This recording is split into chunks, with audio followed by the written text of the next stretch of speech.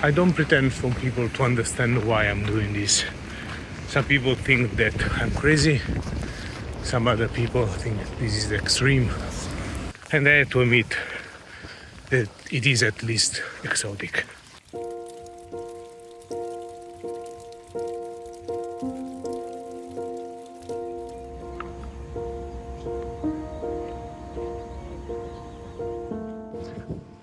I love nature when it's wild, raw and unforgiven, because it gives you no alibi. As my good friend Werner Moron told me, nature exists without us. This wind today is formidable, gives you power. Understanding the nature is not against you or with you, it just exists. It's you that you have to find your way through it.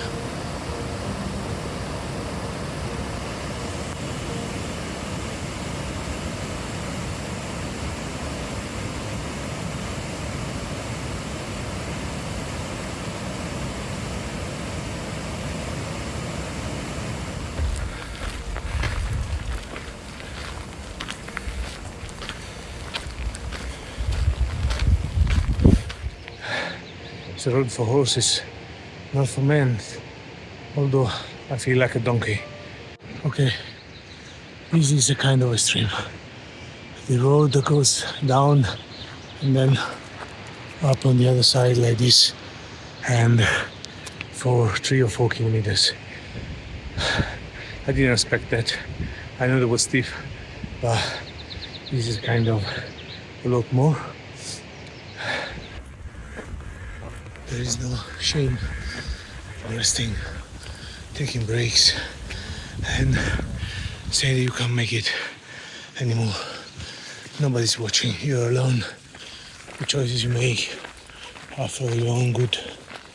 And the last 500 meters uphill can be very tough.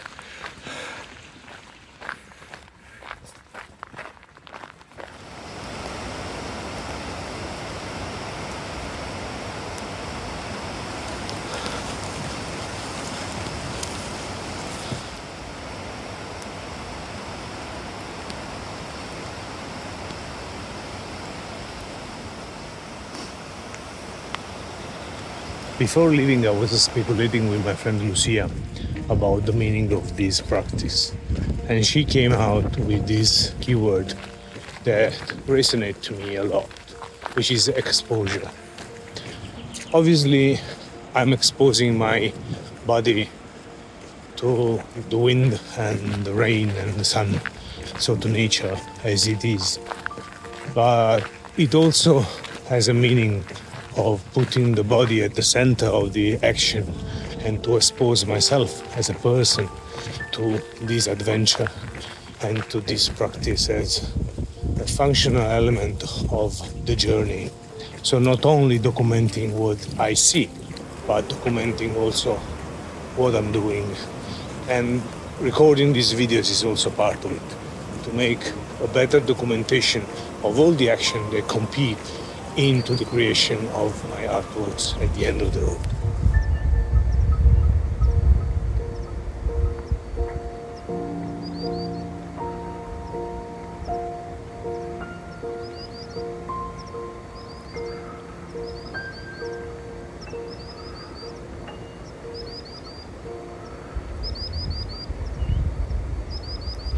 There's a break in the rain, a bit of sun. Let's enjoy it because I don't think we'll last very, very long.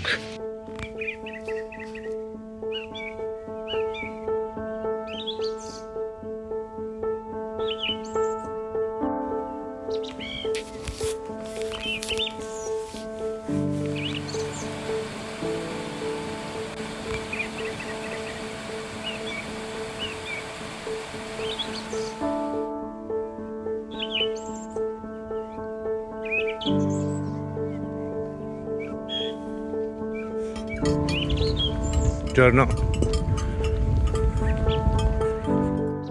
What I'm trying to prove walking is that you can establish a nomadic pattern, a nomadic paradigm of walking and bring everything with you. You stop by, you buy food, you cook, you walk again, you see places, you stop, and then you keep on walking and start again.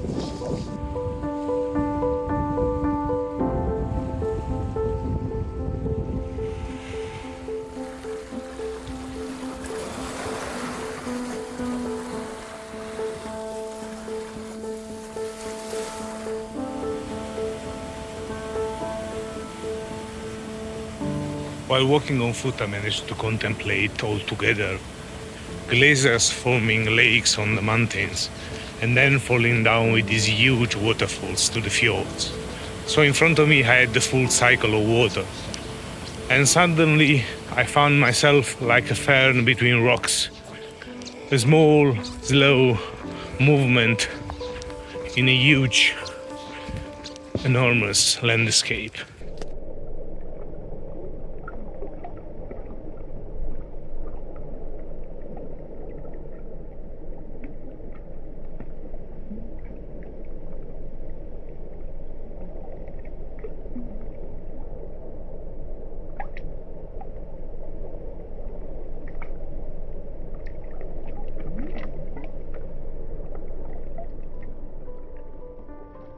Perception of time has shifted very rapidly during the last weeks. I moved from a very anxious beginning when I have to be sure that all the preparation for the trip was enough for 1,000 kilometers and thoughts and actions were overlapping. And then all of a sudden all this was gone. I'm embracing the long days that this country can offer you and making more breaks, enjoying nature, watching more closely the small elements. And the beneficial effect of this is that at the end of the day, the amount of kilometers that I'm able to do is the same. So the overwhelming beginning was not beneficial for my trip. And now everything is getting much easier.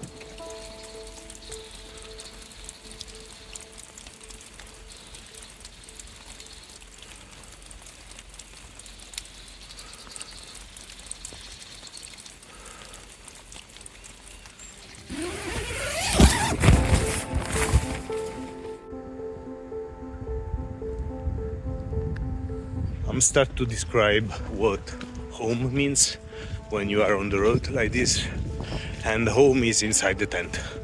Outside the environment is changing every time. Now I'm on top of a mountain and I can be by the sea, and the environment could be harsh, but inside everything is calm. The space is always the same. You arrange your belongings always in the same way and give you a kind of familiar feeling. And this is the closest thing till now that you can call home, no matter what the outside world is about.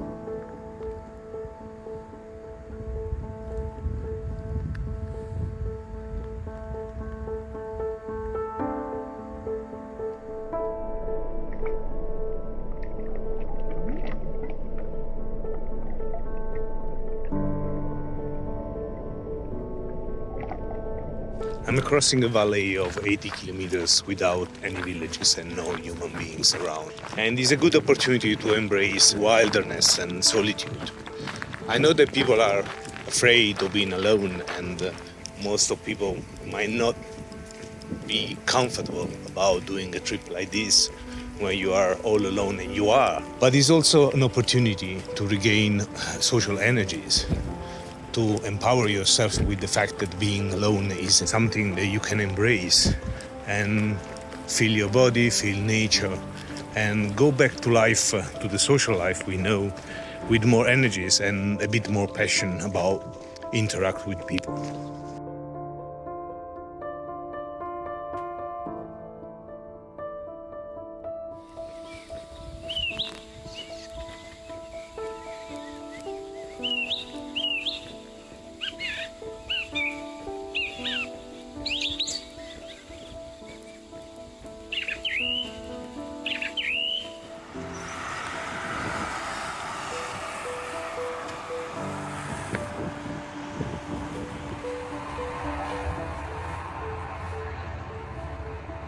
The trolley is the extension of my ability to be independent on the road, because I have everything with me. It's a shelter, it's protecting me from the cars because it's bulky, especially now with the solar panels.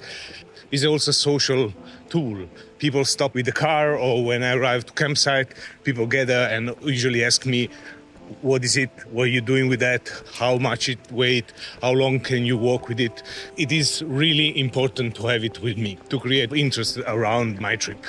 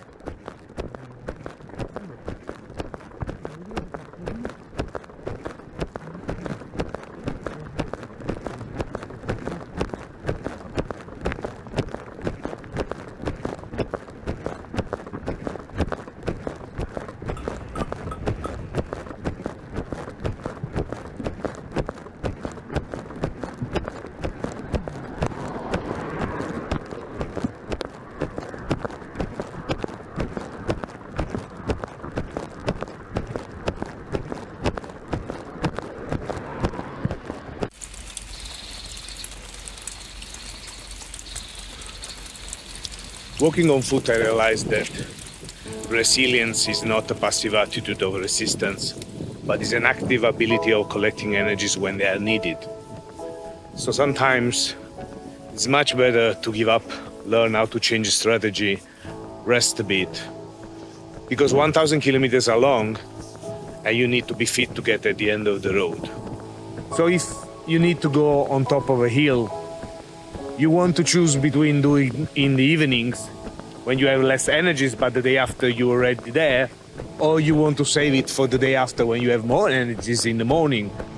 But the reality is that the top of the hill is still there.